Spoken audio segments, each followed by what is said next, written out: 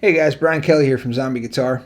Here in this video I want to talk about chord function and how chords function within a key.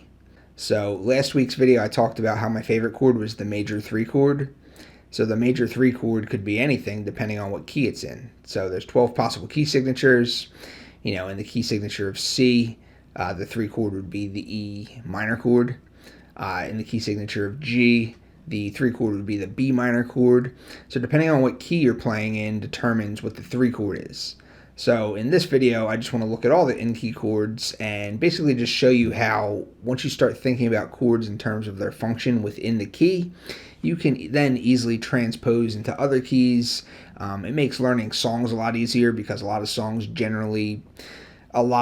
use the same chord progressions like all the time. So if you can kind of understand this chord functioning within a key thing, it's going to take you a long way. So we're going to look at in-key chords, and we're also going to look at some borrowed chords in this lesson. So let's check it out. Alright, so real quick, what do I mean by 1 chord and 3 chord and 2 chord and stuff like that? Basically, you just take a key's major scale, so there's 12 possible key signatures, and you just take the key scale of that particular major key, which is going to have 7 notes, and then you build a chord from each of the 7 notes, and that's how you get your in-key chords. So for the key of C major, your notes are C, D, E, F, G, A, and B. So you can build a chord from each of these individual 7 notes using the every other note method. So for the first chord, it's going to be the C, skip a note E, skip a note G. Your first chord then becomes a C major. Your second chord is going to be starting on the note D, skip a note F, skip a note A. So your 2 chord is going to be a D minor chord. So I have another lesson that's all about that and how the chords derived from a major key. Check that out. I'll post that below. It's called Understanding Diatonic Chord Progressions. So that's where these chords come from. So you have your 1 through 7 chord. So 3 of the chords are major, 3 of the chords are minor. 1 of the chords is a diminished type of chord. So for this lesson, we're just going to look at the 3 major and 3 minor chords, the 1 through 6 chord, and we're going to use our circle of fifths to help us out. So on the circle of fifths, your 3 major chords and 3 minor chords for any of the 12 possible key signatures are grouped together in a grouping of 6 like so. So the position that they're in the circle of fifths will always let you know what the function is. So the 1 chord is always going to be outer circle, center position. 2 is always going to be inner circle, counterclockwise position. 3 is inner circle, clockwise position. 4 is outer circle, counterclockwise. 5 is outer circle, clockwise. 6 is inner circle, center position. All right, so you have your 1 through 6 chords, and then you can move this to any key. So let's see how we go about doing that. All right, so the most common chords that you're going to find used in any key are going to be the 1, 4, and 5 chords. So within your grouping of 6, those are going to be the 3 chords that are found within the outer portion of the grouping of 6. So in the key of C, you have C major, F major as your 4, G major as your 5. So let's just play a quick chord progression using those 3 chords.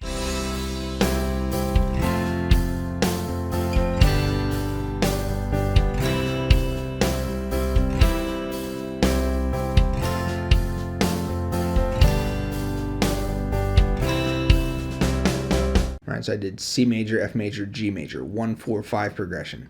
What if I wanted to do this in the key of G major? That's easy. So I still have my 1, 4, and 5 chords because it's on the outer circle. G is my 1, C is my 4, D is my 5. So I could play the same progression but in a different key now.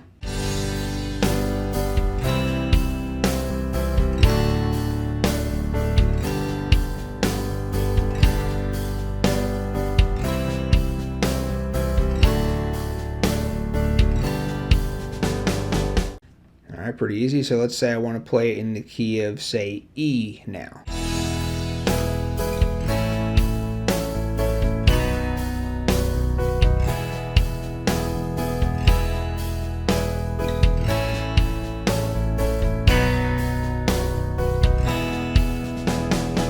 So as long as you have your grouping of 6 and you have your 3 in-key chords, and then you know the position on the circle of fifths, you can easily find your 1, 4, and 5 chords, and you can also find the rest of the chords, the 2, 3, and 6 chords. So that's the most common chords. It's the 1, 4, and 5 chords. So the next most common chord would be the 6 chord. So the next most common chord in any given key signature, aside from the 1, 4, and 5 chords, is going to be your 6 chord. So your 6 chord is found on the inner circle center position, and I like to refer to this as the relative minor chord. So if you're playing a chord progression that's in a major key and your tonal center is the center chord in the outer circle within the grouping of 6, you can at any time just replace that with the inner circle center position, and the chord progression is going to basically sound the same, but it's just going to be the sadder version of the same chord progression. So you're going to find this in music a lot. There's going to be like a happy sounding chord progression, and then maybe in the chorus, the same chord progression begins to sound sad. All they're doing is they're just replacing the 1 chord with the 6 chord. And you can also use, the 1 chord with the 6 chord in the same chord progression too. There's nothing wrong with that. But let me just demonstrate just to show you how the 1 is the happier version of a chord progression, and then the 6 chord is the sadder version.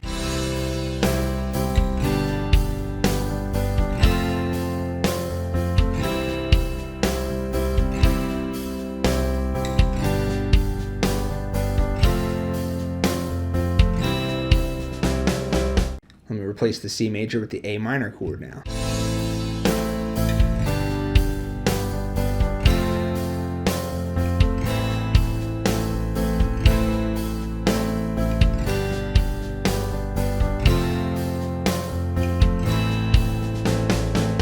So let me try it in, say, the key of D major.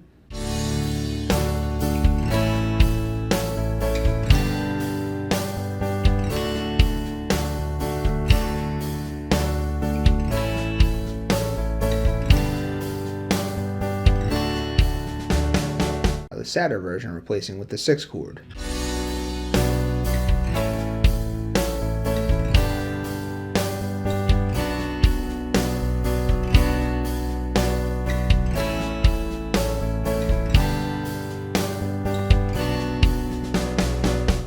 So you can kind of see what's going on here. So you can also use both of these chords together. You can use the 1 chord and the 6 chord together, along with whatever other chords you want, and it's going to sound fine because everything's all part of the same key. So again, starting in C.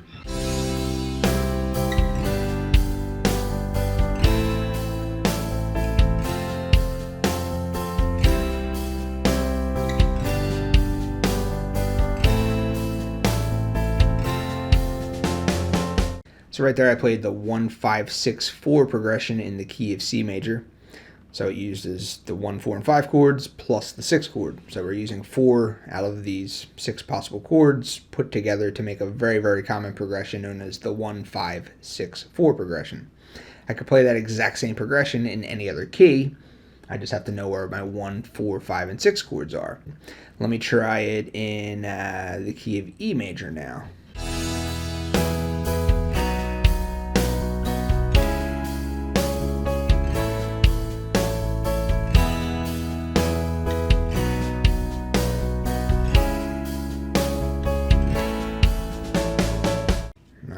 Doesn't matter. You can play it in any of the 12 possible keys. Just know where the 1, 5, 6, and 4 chords are based on the position they are in the circle of fifths, and you can do it in any key. So then you have your 2 chord and your 3 chord. So those are the other 2 minor chords that are found in any given key signature. And once you kind of know what the 1, 4, 5, and 6 chords are, and you're kind of listening to music and you can hear, oh, okay, that's a 1, 5, 6, 4 progression. When the music changes and then they decide to throw either the 2 or the 3 chord into the mix, it has a very distinct sound to it. So you could be like, oh, that's the 3 chord. You're just going to kind of know this stuff because each chord has a very specific sound within the key. So the 3 chord is just very sad. The 2 chord is just interesting enough and still sad enough to be recognizable. So let me just give you a couple examples. So we'll start out on the key of C major again. This is a chord progression I like to do. This is the 1, 5, 2, 6 progression. So in the key of C major.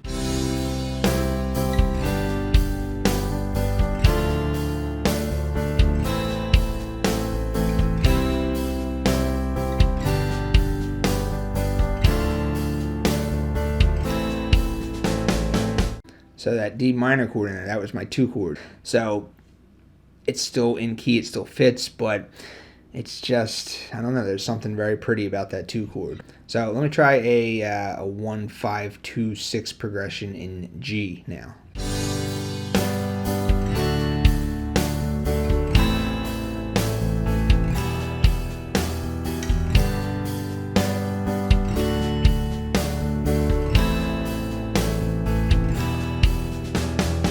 So in that case, the A minor was the 2 chord. So then you just have your 3 chord. So the 3 chord is the other minor chord within a key signature, and that just has a very sad sound to it. So again, it's a very distinct sound, so let's just kind of hear how that sounds. So starting with the key of C major.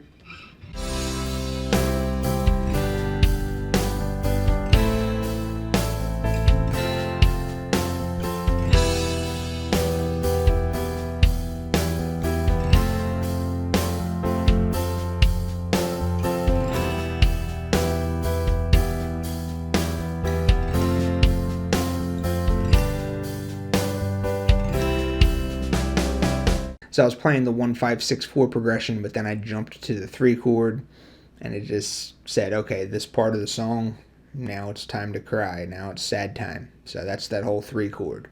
So let me try it for another key. I'll do the 1, 5, 6, 4 chord progression in G, and then I'll just jump to the 3 chord, and you'll hear how, again, it sounds sad.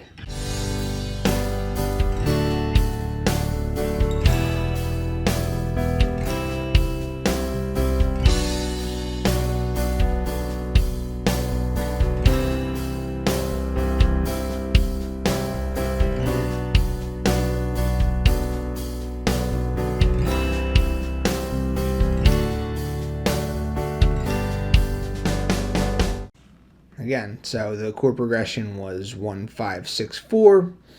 That chord progression did contain a minor chord in it, but overall the progression didn't sound too sad. But then when I jumped to the, when I jumped and I threw that minor 3 chord in there, all of a sudden everything was just sad sounding. All right, so now we're going to look at borrowed chords.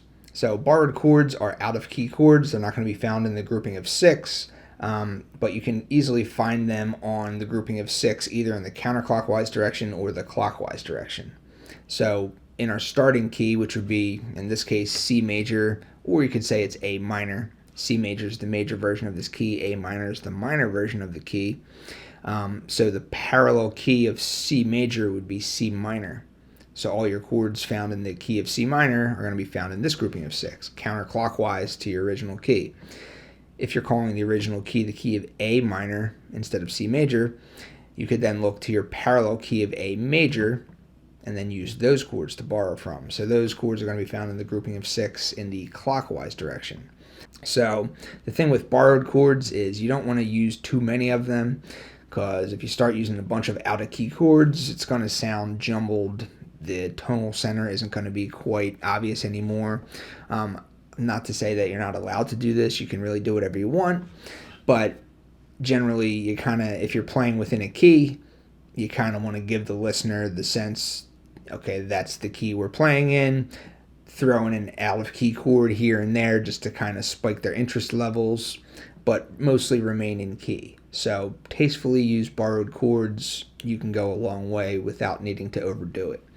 So let's just look at a couple of these common borrowed chords. So one of the common borrowed chords is going to be the flat 7 chord. So the flat 7 chord is going to be found in the counterclockwise grouping of 6, outer circle clockwise position.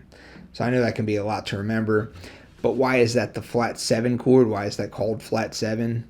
Well, again, if our original starting key signature is C major, the scale is C, D, E, F, G, A, and B. The 7th note is going to be the note B, so that's the 7. So the flat 7 is going to be B flat. All right, so that's where that comes from. But using your circle of fifths to let you know where the flat 7 is, it's in the parallel key in the counterclockwise direction in this position on the circle of fifths. So let's hear how B flat chord fits into a key signature in C major.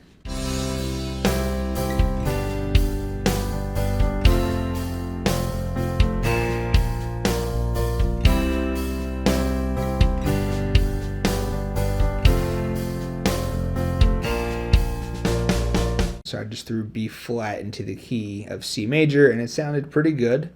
It didn't sound super out of key, but it added enough interest. So I was able to use an out of key chord in this progression and make it work. Let's try to do the same thing for the key of G major.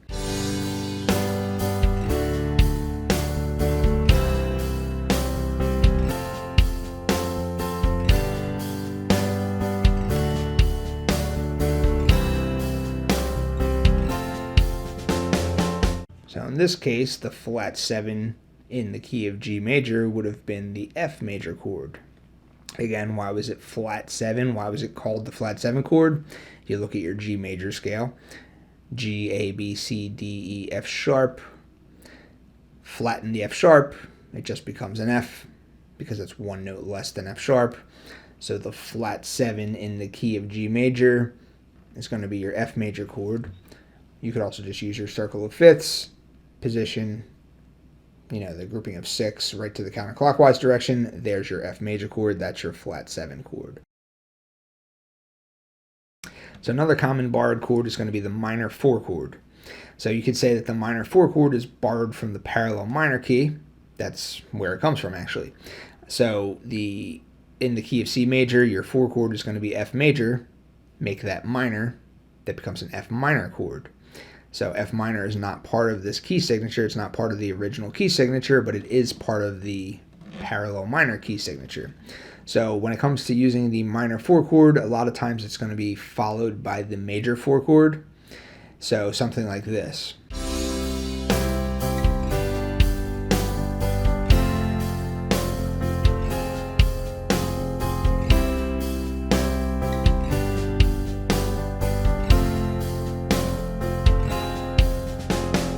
So that major 4, minor 4.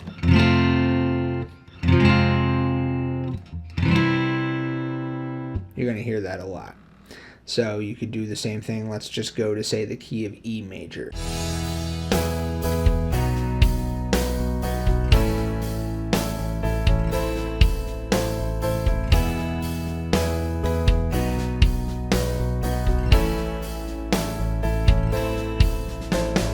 So right there I did the same thing. Now I just did it for the key of E major instead. So E major was my starting key. Within the key of E major, A major was my 4 chord. A minor would therefore be my minor 4 chord. So you could say that A minor was borrowed from the parallel key of E minor. E major was the starting key. E minor was the parallel minor key. That's where that A minor chord came from. Now we can also borrow chords moving in the other direction too. So starting out again in the key signature of C major, you can now call this the key of A minor if you want to. Key of C major, key of A minor. It's a relative major-minor pair. Doesn't make a difference. Call this the key of A minor. If we want to borrow chords, we can look to the parallel key of A major. So a common borrowed chord is going to be the major 3 chord. And that's the lesson that I talked about last week. I'll post a link to that below if you haven't already checked that one out. But the major 3 chord, you could technically say that is borrowed from the parallel major key. So in this key signature, C major / A minor, let me try and fit an E major in there.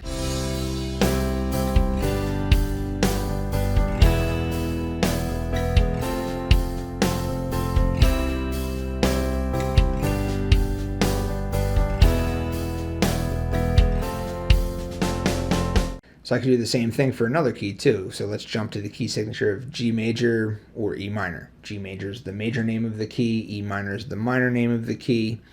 So let's just say that it's the key of E minor. So if I'm in the key of E minor and I want to borrow chords from the key of E major, that's the parallel major key. Let's say I want to borrow the B chord. So that's the chord. So within the key signature of G major / E minor, the 3 chord is B minor. Making that major becomes a B major chord.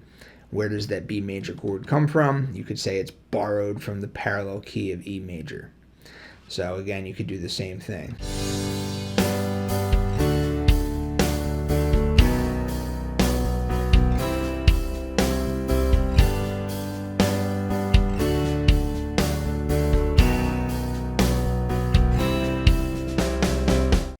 So I just threw the B major chord in there. That was an out of key chord, but it still worked because it was a borrowed chord. Borrowed chords add interest to your in key chord progressions, and they still sound good. So the last thing I want to talk about in this video is just the importance of understanding this stuff. So if you start to understand and you start to think in terms of chord functions as opposed to just single specific chords, it essentially makes just understanding music, learning music by ear, transposing songs that you already know into other keys, it makes all that stuff much, much easier. It essentially takes the mystery out of music. So maybe that's a good thing, maybe that's a bad thing. But for me, when I listen to music, I don't listen to music in the same way that non-musicians do. I don't listen to it and I don't think, oh my God, how did they ever come up with that amazing song? I think to myself, all right, that's a 1-5-6-4 progression. They're borrowing a chord there. You know, I can just kind of hear the progression. It doesn't mean I don't respect it. It doesn't mean I don't respect the musicianship and the writing that goes into it. It just means I listen to music from a different point of view or from a different perspective that a non-musician does. After playing in a cover band for 15 years, you kind of just learn that most songs are just, there's a handful of progressions that are used all the time. You can kind of just figure out the key that it's in, apply the proper progression, and you got that song down.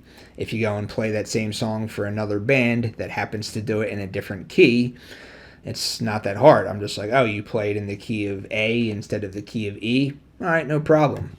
I then just apply, the same progression to the new key.